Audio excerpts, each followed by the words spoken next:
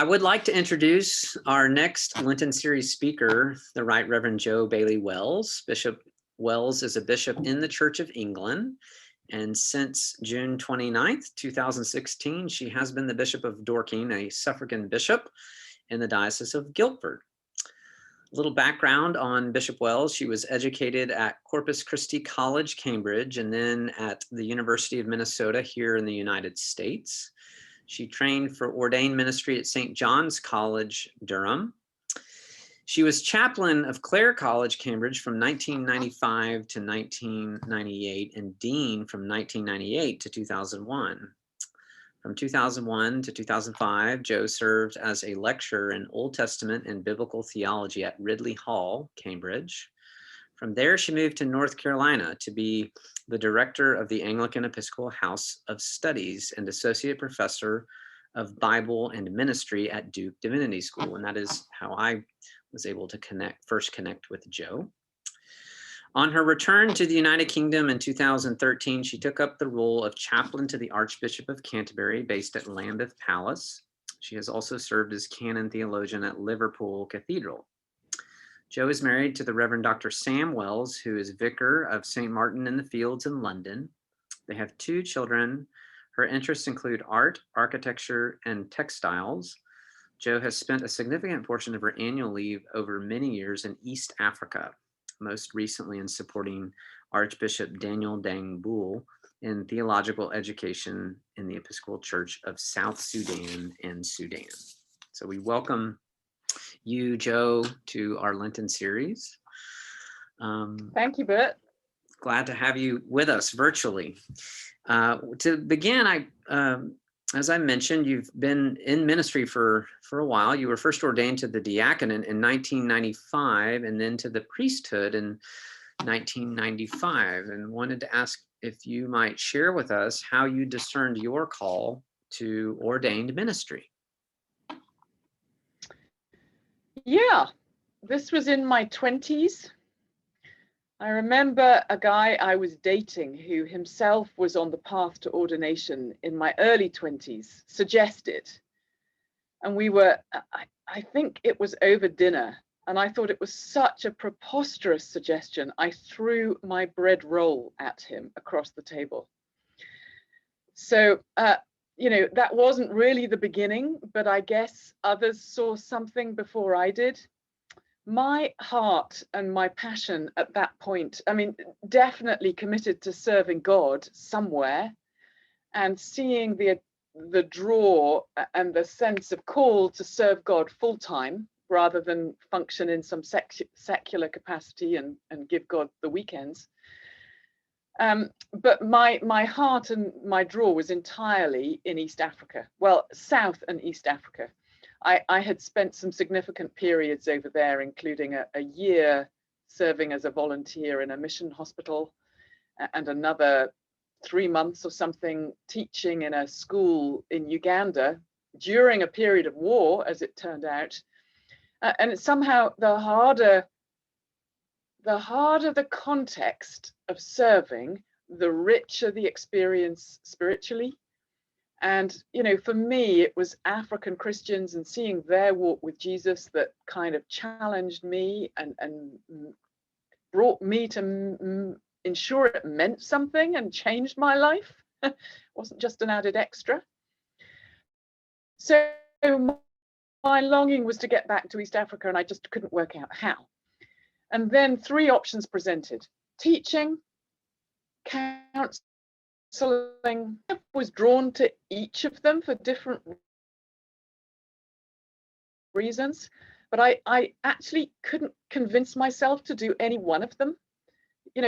Counseling, I love listening to people, but doing that all week long, I just couldn't quite imagine. And the same with teaching, and the same with social work. But I was, as you mentioned, at the University of Minnesota, and then served at an Episcopal church in St. Paul, Minnesota, as a youth worker while I was finishing my master's degree. And it suddenly dawned on me, I was doing teaching, I was doing counseling, and I was doing social work. It was kind of like ministry was that sort of jack of all trades mixture. And that was where I heard my call to ordination. So in a sense, to be a Christian, the call came in East Africa and Uganda.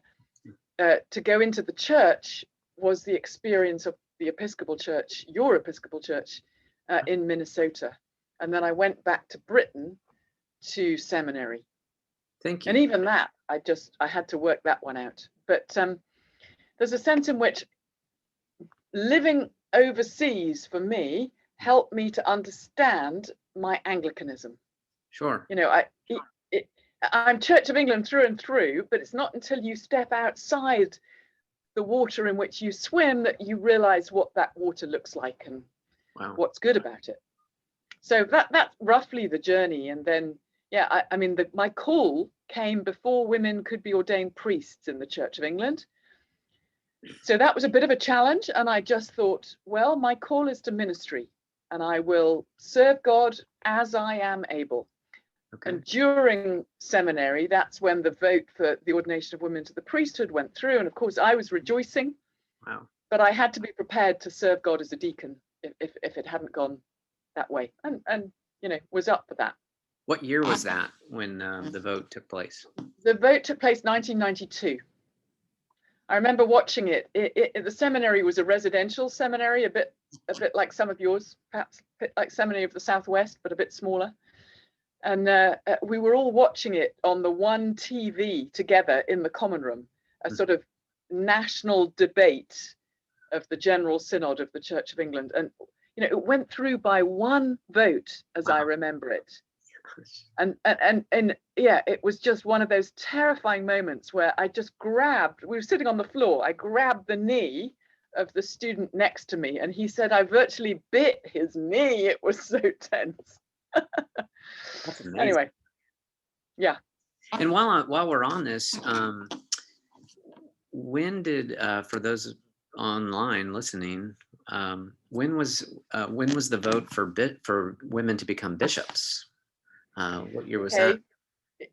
I mean, we're just so slow compared to you guys. But so yeah, I mean, it was another layer of controversy on both headship and, you know, both the Catholic and the conservative argument, I mean, Catholic and evangelical, if you like, yes, conservative arguments for women in leadership. And I returned from North Carolina with a new sense of call to serve in the Church of England in 2012 when we left Duke. And it was in 2012 that the long journey of the vote for the ordination of women to the episcopate hit General Synod. That was Archbishop Rowan Williams's last year in office. Everybody expected it to go through and it fell.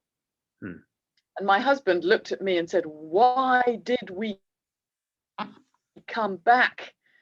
And I said, because we didn't come back to be bishops. We came back to the Church of England in order to serve it as it is. He was more upset than I was. Wow. But then there was a change of archbishop, and sure enough, a year and a half later, just incredible. No, it wasn't a year and a half later. When was it?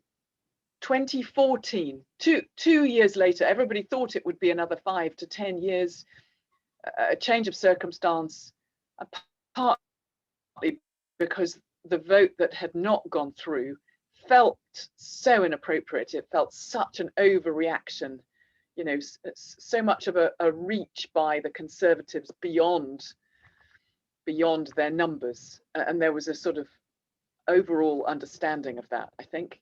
But some better legislation. Bishop at General Synod at that point, he turned to me and rejoiced. I was sitting right behind him. Big moment. And then 8 months later, we ordained the first female bishop, Libby Lane. How many females were ordained bishop before you? So I am the 10th in the Church of England. Okay. I've been a bishop now 4.5 years, nearly 5. And I haven't done the latest count, but it's over 25. We're probably approaching 30, which is about a quarter of serving bishops Wow. So that's not bad. You know, we waited a long time for change, but I think we brought about change pretty fast. Doesn't feel like I'm kind of in a beleaguered minority anymore.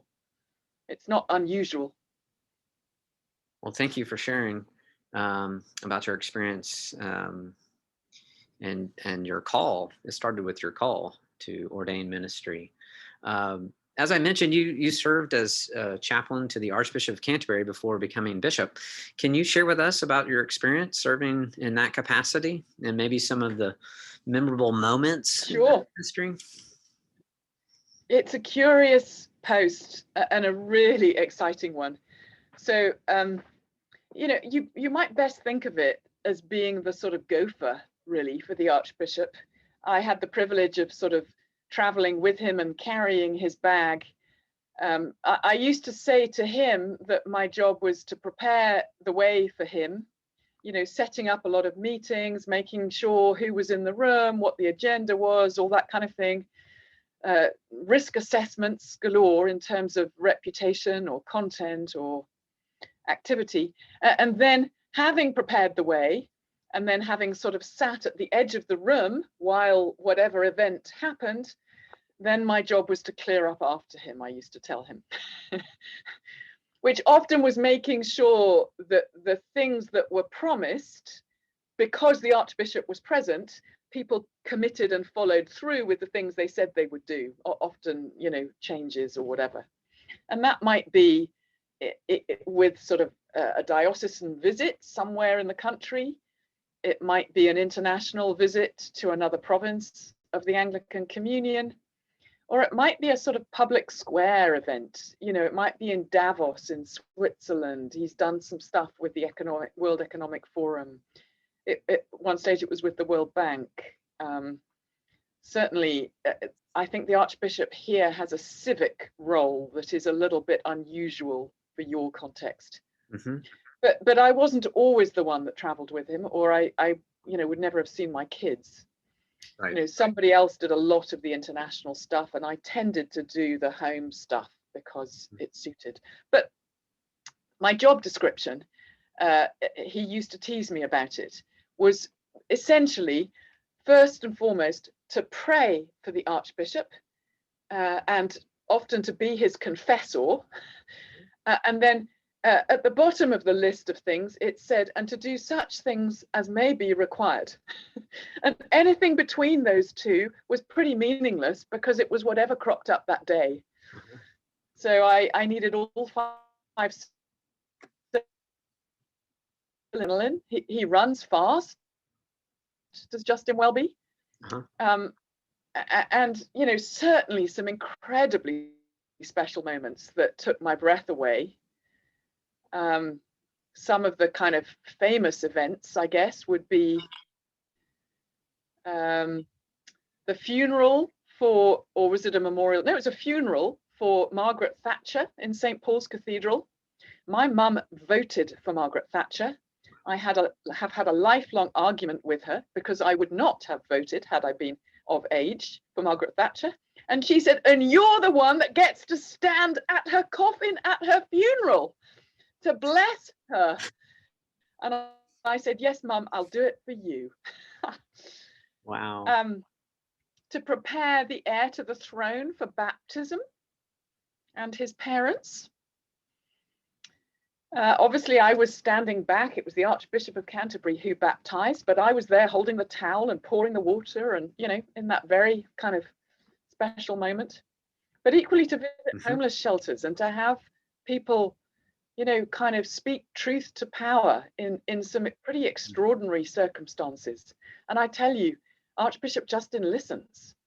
I often noticed when we went places, he would pay every bit as much attention to the cleaner or the receptionist as to the VIPs in the room. That kind of thing was very special. You know, and I've heard that same thing said about our presiding bishop, Michael Curry, whom I know you've met here in the United States. A lot of people say that, and as a great example of leadership in the church. Sounds similar. And having seen that over and over, Archbishop Justice did it not just to make sure he noticed people that others might not notice, but because those conversations fed his soul. And often they were more real than the set piece conversations where, people kind of give the kind of answer they think he wants to hear. And that used to drive him crazy. I bet. One other thing I just want to say about what was special about those years at Lambeth Palace, he asked me to take, you may know, he has 3 priorities for his archiepiscopate. And the first is the renewal of prayer and religious life. And he asked me to take responsibility during those years for his first priority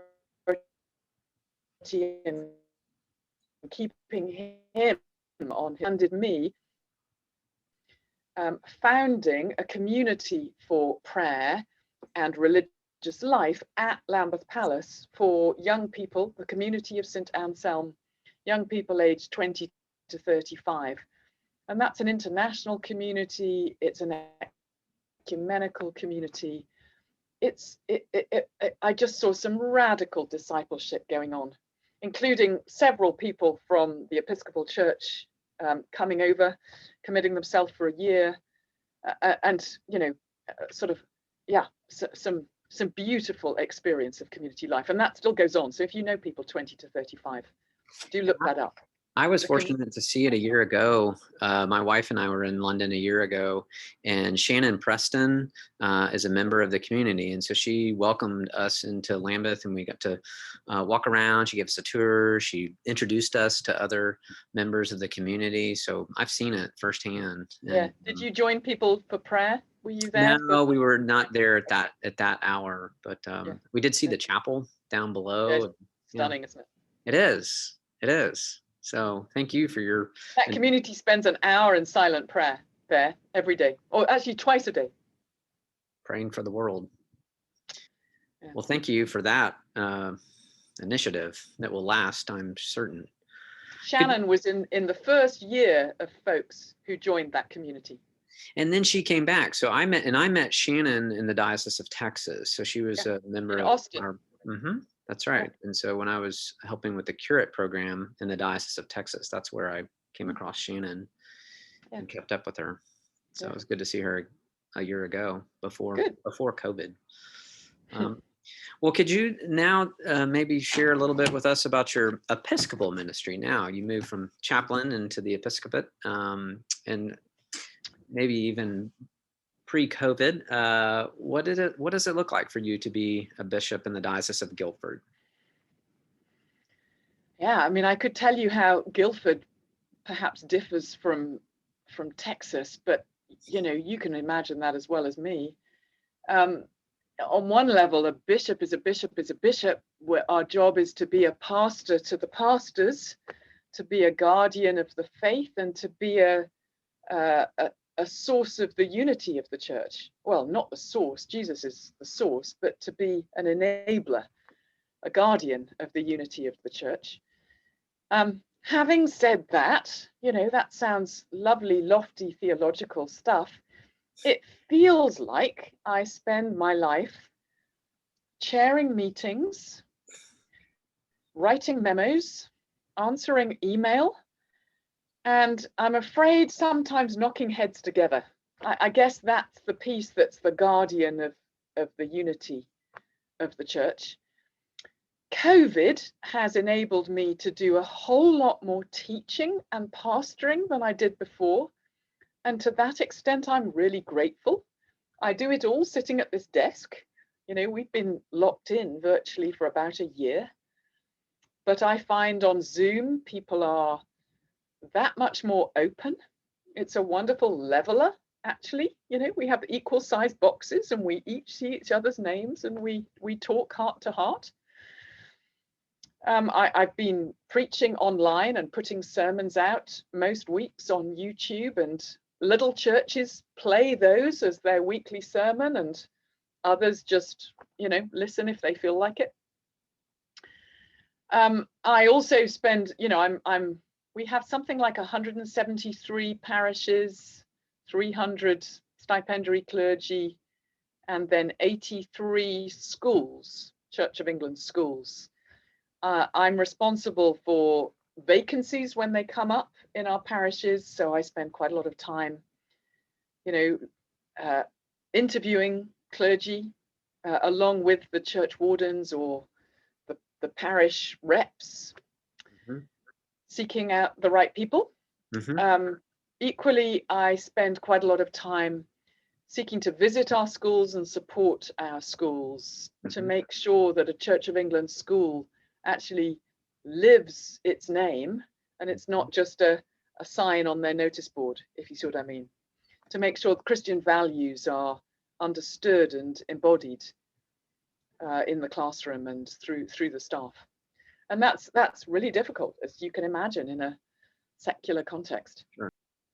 Well, how have you seen your church, the parishes in your diocese, endure this current pandemic? Yeah, it's been tough.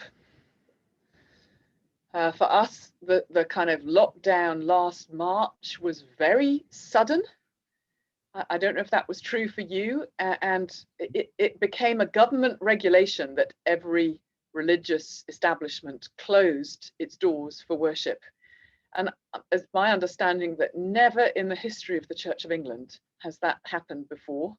We've had plagues, we've had war, but doors have remained open. So, I mean, as a bishop, I was in the midst of the conflict there because the pushback from parishioners and from clergy was severe at that stage last March, April. I mean, fancy being closed for Easter, really. And of course, most churches weren't set up for functioning online, although they got going pretty quickly. Famously, in Easter week, the Archbishop of Canterbury broadcast a service from his iPhone, from his kitchen to the nation, and broke bread, presided at the Eucharist from his kitchen table, because we were not allowed to go in our churches. And that's the story up and down the country and in every parish. They reopened by about June, and they have remained open for clergy to lead worship from their altars since June, and socially distanced choirs and those involved in the corporate leading of worship.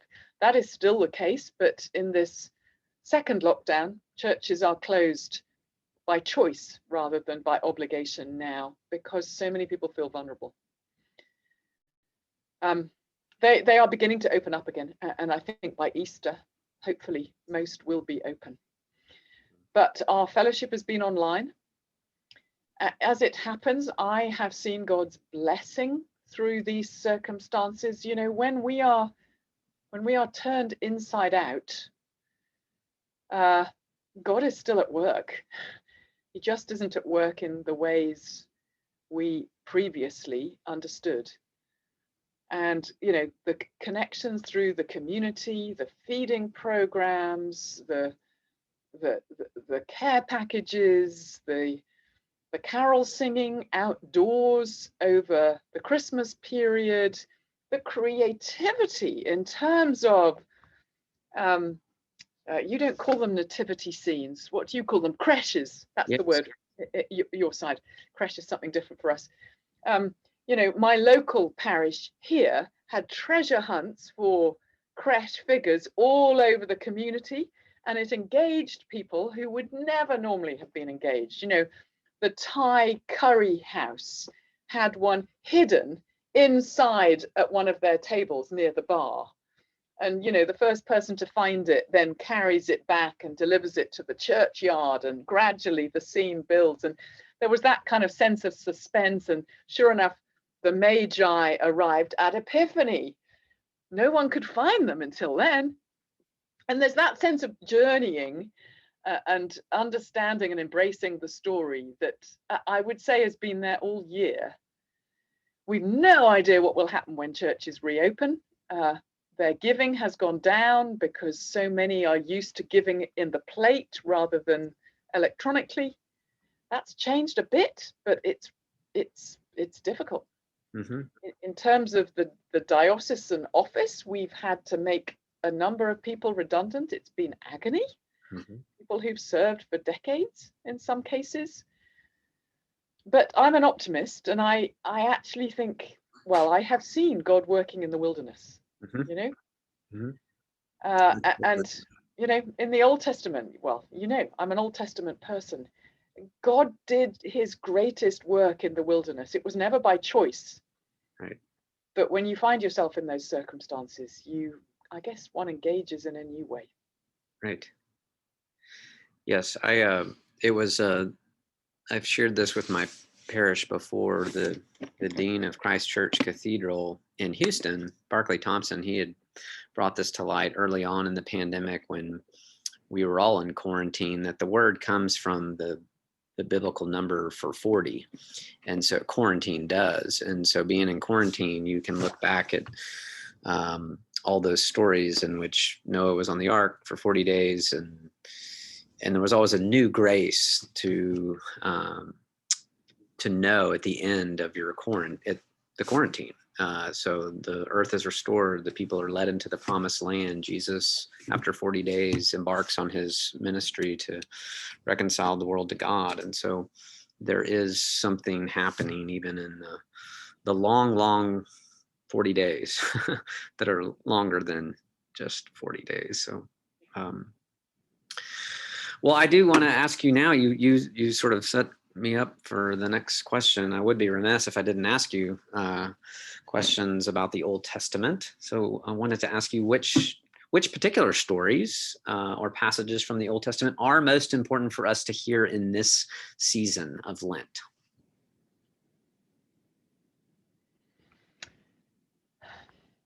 I guess the stories from the wilderness.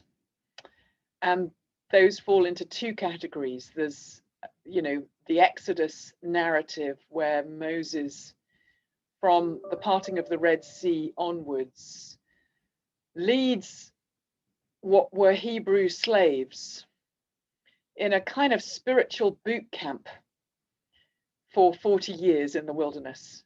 And yes, they're on their way to the promised land, but if you trace their steps following the pillar of cloud and the pillar of fire, it looks like they were walking around in circles. You know, at least God did not lead them in a straight line to the promised land, at the very least. And I take it that was not because God cannot map read.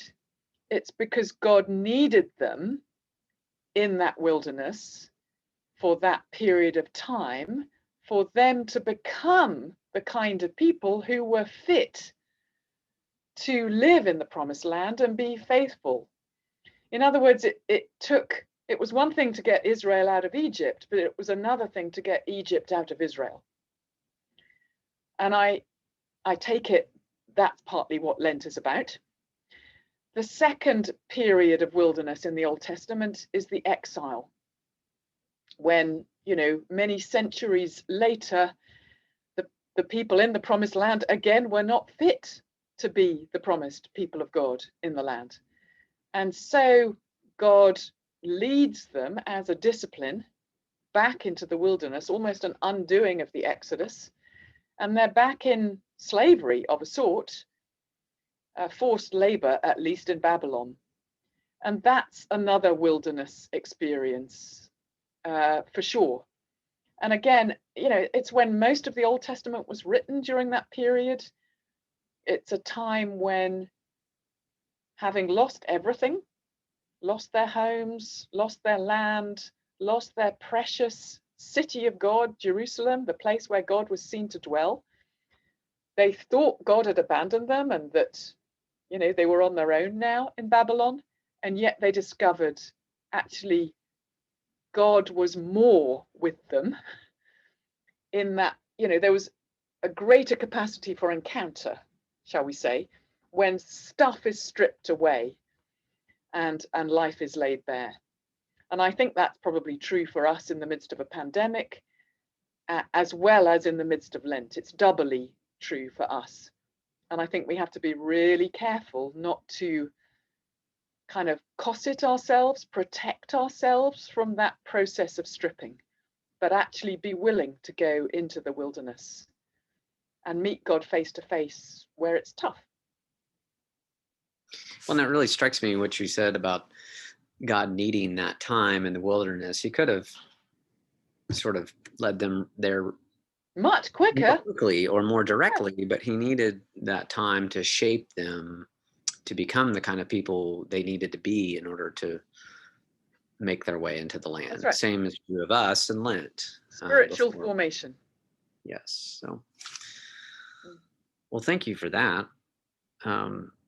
So I had mentioned to you that I was recently picked up your commentary on Isaiah, enjoyed reading that. I actually was told recently as well that our bishop in the Diocese of West Texas, he challenges the diocese to take up the study of one book each year. He announces that at council. And so this year's council, I learned that we will be challenged to study Isaiah. And so it was sort of, and I learned that as I was reading your commentary on the prophet.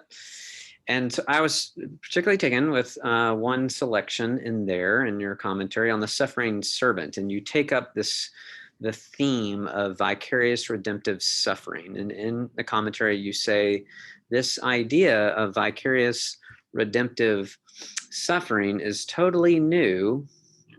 It is found nowhere else in the Old Testament. And I wanted to see if you might elaborate on this statement and perhaps take it a step further in how we might read it as Christians. Sure. If I get carried away, just stop me, Bert, okay? Or redirect me, because I can witter on and on. The beauty of Zoom is you can turn me off, of course. Anyway, yeah, so Isaiah is such a fascinating book. I could go on and on about it. I think it's a really complicated book, and that was actually why I delighted in writing that paperback commentary, a 1-volume on the whole. So it whizzes through the whole thing. But the first section is, all about judgment. That explains why God took people into exile for that process of spiritual formation. And then when they're in exile, they're obviously struggling. They're struggling having lost everything, but they're also struggling with that sense of being abandoned by God above all. So there's a sort of spiritual depression, I guess.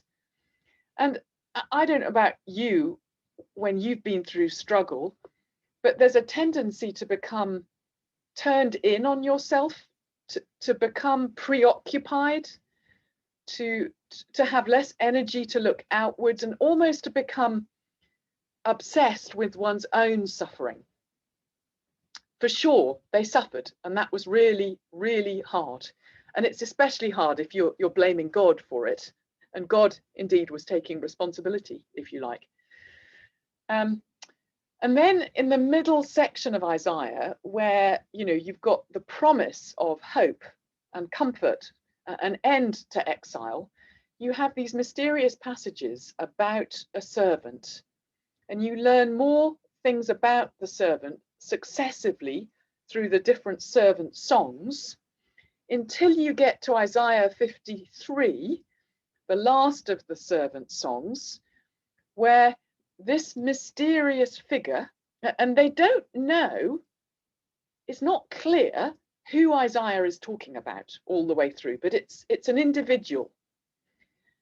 And in Isaiah 53, you learn that this individual will also suffer, but what is different about this individual is he will suffer on behalf of others and to redeem others. And that kind of puts the notion of suffering in a whole new light. It contextualizes our suffering, and you see someone who's choosing to suffer for the sake of redeeming Israel. Now, it's really mysterious because that it's not at all clear within the pages of Isaiah who this suffering servant is. So I think that makes you look around, think of your parish. Is it you? Is it him? Is it her? Who among us is being called to suffer even more and might choose to do it and be the lamb that's led to the slaughter. And they're kind of, I'm sure on the one hand, they're terrified, and on the other hand, they're kind of cautiously excited. Now, within the horizon of the book of Isaiah, probably Israel at some point thought King Cyrus was that servant, because it was Cyrus who enabled them from Persia eventually to head back to Jerusalem after 70 years or so of exile. But equally, there was an understanding within the community of believers that the whole community of Israel was the suffering servant. You know, a growing understanding that, perhaps their suffering meant something. Perhaps it was instrumental for the sake of others, which opens up their horizons to the nations. You know, remember when Abraham was called, it was promised that he would be a blessing in order that all the earth would be blessed. And of course, Israel had kind of shut down their horizons and got more and more parochial. So suddenly, suffering becomes a calling that might relate to Israel. And then, of course, by the time we come to the New Testament, it's understood that one of Israel, a Jew, Jesus, the Messiah, would be the one who would save Israel and indeed save the Gentiles, save the nations. And of course, there's a sense in which Isaiah becomes the script that Jesus follows as he goes to the cross. That's why we read that suffering serving passage on Good Friday and so forth. Okay, I've probably talked for far too long there. No, that was great. Thank you so much. Did that answer the question? I can't remember. Yes, and there was a follow-on question about what does it mean for us today? Well, and well, you did touch on what I was asking and how we do read it as Christians, and sort of, as you put it, Jesus follows the script of Isaiah, and that's. And then I think we're called to follow the script of Jesus, who was following the script of Isaiah. So we shouldn't be surprised if we find ourselves suffering as we deny ourselves and take up the cross and follow Christ. Sure. You know, it tends to be, why me? Is God punishing me? And I would prefer you to see, why not me? Shouldn't I expect this, walking in the way of the cross? But equally to recognize that Jesus is the one who has ultimately fulfilled the role of the mysterious suffering servant. It's his suffering that is ultimately redemptive. And that saves us. And I think you also touched on earlier that, and this would be true of the human experience, of first sort of an unpleasant shock to the system. We don't want to suffer. We try to avoid it. No doubt. I think there are times when we, you know, if we're called to deny ourselves and take up the cross. I don't know about for you, but that's our lectionary reading this coming Sunday. Yeah, it is ours as well. I've been working on it for preaching. That seems to me, at the very least, that means we're unlikely to avoid suffering, and it may mean we choose the path of struggle in order to follow the path of Jesus, which is to say, to do so with our eyes open, recognizing that as we share in the suffering, perhaps we can help relieve the suffering of others. Why wouldn't we be doing that? There's plenty of suffering in the world. We should expect to be part of that in order that the world can see the redemptive path of Jesus's suffering. Well, thank you for that. Well, Joe, what does Lent look like for you this year? Do you know, I feel like I've been in Lent for a year, to be honest. Normally, in my family, we give up a fair amount. It's always been sweet stuff, not just chocolate, but anything with sugar in it. Also wine and beer, alcohol, and sometimes meat as well. And we just decided, you know, we couldn't do that this year. We just couldn't manage it. So That's what we're giving up at weekends. Sorry, no, other way around. We're giving it up during the week, but I'm allowed to have a dessert and a drink of wine at weekends. Sure. We just felt like, we just need help to keep going here. Sure. We've been locked away for so long. A couple of other disciplines for me, and they're not unrelated to more general well-being, not just spiritual well-being, I would say, which again is related to our pandemic circumstances. One is to take time to observe the little things. For me, yesterday's little thing, let me tell you, by the way, we had some blue sky yesterday morning, and I swear to you, it feels like the first bit of blue sky I have seen since last October. The sun was shining, and I looked out my study window as I sit at my desk right here, and it's dark right now, but there's a tree outside which is still bare and brown from the winter, no leaf in sight, but I saw the first blossom on that tree, quite a big tree, one tiny little flower. And I thought, there is the blossom in the wilderness, Isaiah 35. The crocus in the wilderness, I think the language is in the NRSV. So I went outside, I did a little dance, I took some pictures of it, I picked a few branches of the blossom, and let me just show you now what's happened since. Do you see a dozen more blossoms here? You can see I'm literally looking at it, paying attention, giving thanks, praising God. And I just think, the blossom doesn't observe pandemic, and something unchanging in the midst of all of this, and yet a sign of hope. It's a promise of spring, just as it was in Isaiah, actually. So that keeps me going. And a little thank you jar every day to write a note, pop it in. What do I give thanks for today? Yesterday, it was that one bit of blossom, I tell you. And then the third thing for me is physical well-being. I am not very fit, and I am no jogger, but my husband and I have started running. It helps having a puppy that wants to go out and obviously enjoys a bit of exercise, but just that discipline, I'd like to say it was something more prayerful. And sometimes, I am praying as I run, but actually it's much more about physical well-being. And for me, certainly that impacts my spiritual well-being. Yes. So even just originally we ran for about 5 minutes round the block, and I looked like a tomato coming back. I was so exhausted. And now we can manage about 5K. What's that in your language? It's a little over 3 miles, and that I'm a runner about myself. half an hour.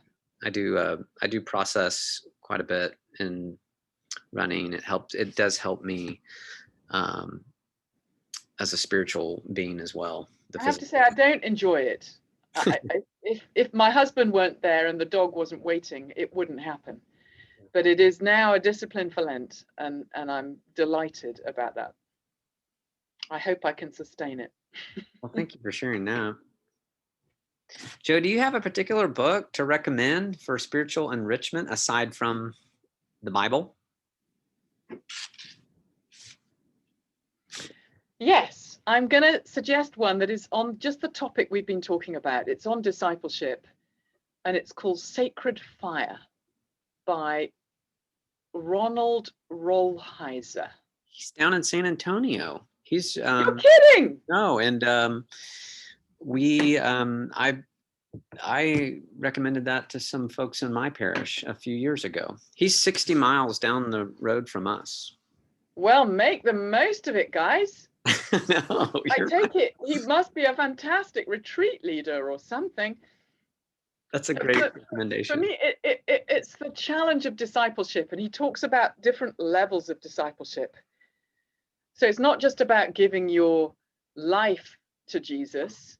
I tell you where it hit me between the eyeballs. He talks about giving your death to Jesus, giving your mortality to Jesus, in such a way that it makes sense. Don't ask me right now to say more. But, it's kind of, I just swallowed so deeply. And it's very well written. Wow. Yeah, a spiritual you. primer, I would say. Thank you. That's a great recommendation. Who is your favorite saint or church father, church mother, and why? Can I give, you're expecting me to talk about the desert fathers and mothers, but I think the first one who comes to mind for me is a more contemporary saint, a martyr from Uganda called Janani Luwum.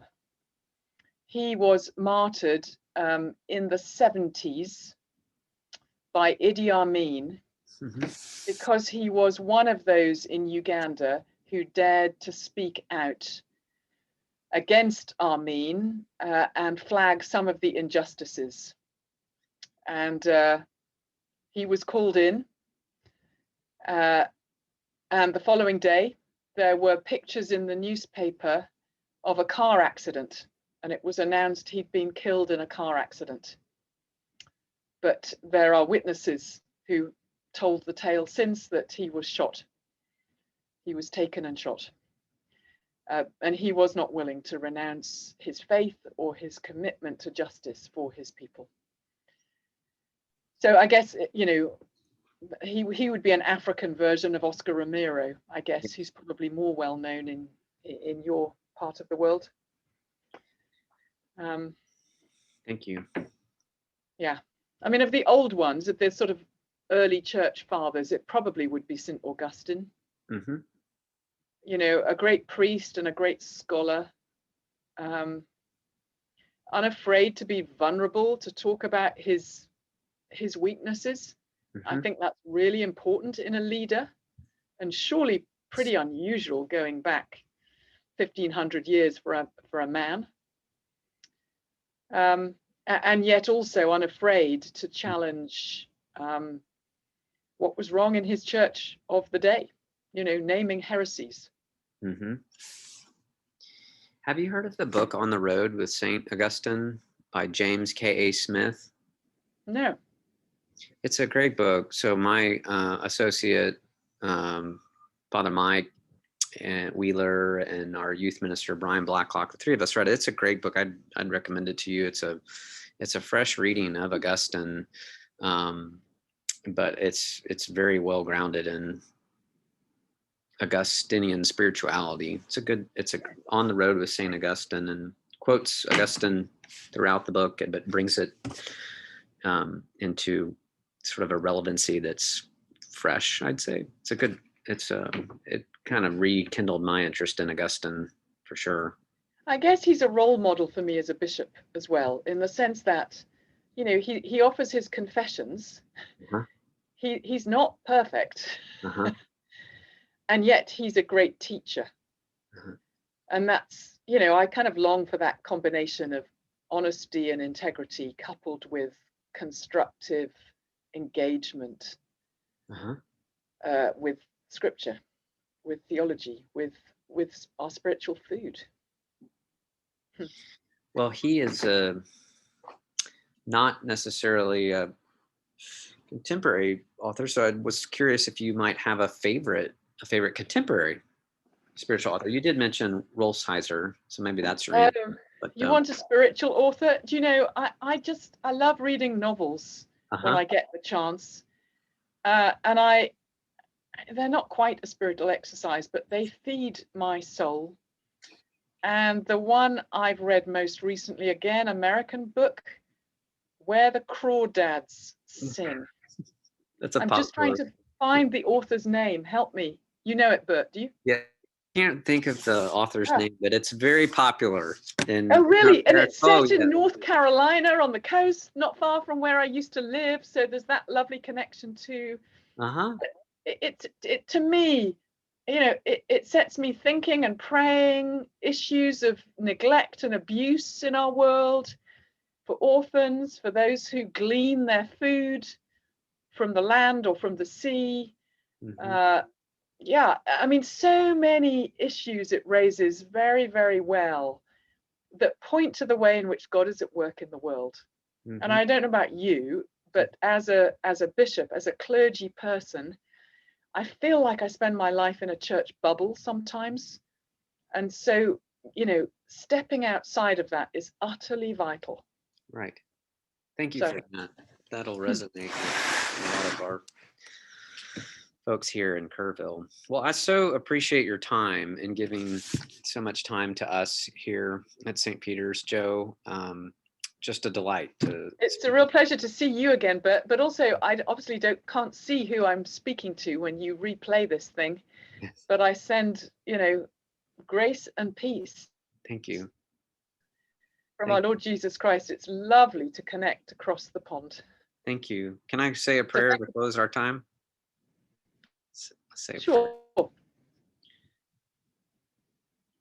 O God of unchangeable power and eternal light, look favorably on your whole church, that wonderful and sacred mystery. By the effectual working of your providence, carry out in tranquility the plan of salvation. Let the whole world see and know that things which were cast down are being raised up, and things which had grown old are being made new, and that all things are being brought to their perfection by him through whom all things were made, Jesus Christ our Lord. Amen. Well, thank you, Joe, so much. Thank you so It's much for your time. Lovely to be with you. God bless you, Bert, and all bless in you, and Kerrville. stay in touch, okay? Cheers. Bye-bye. Bye-bye.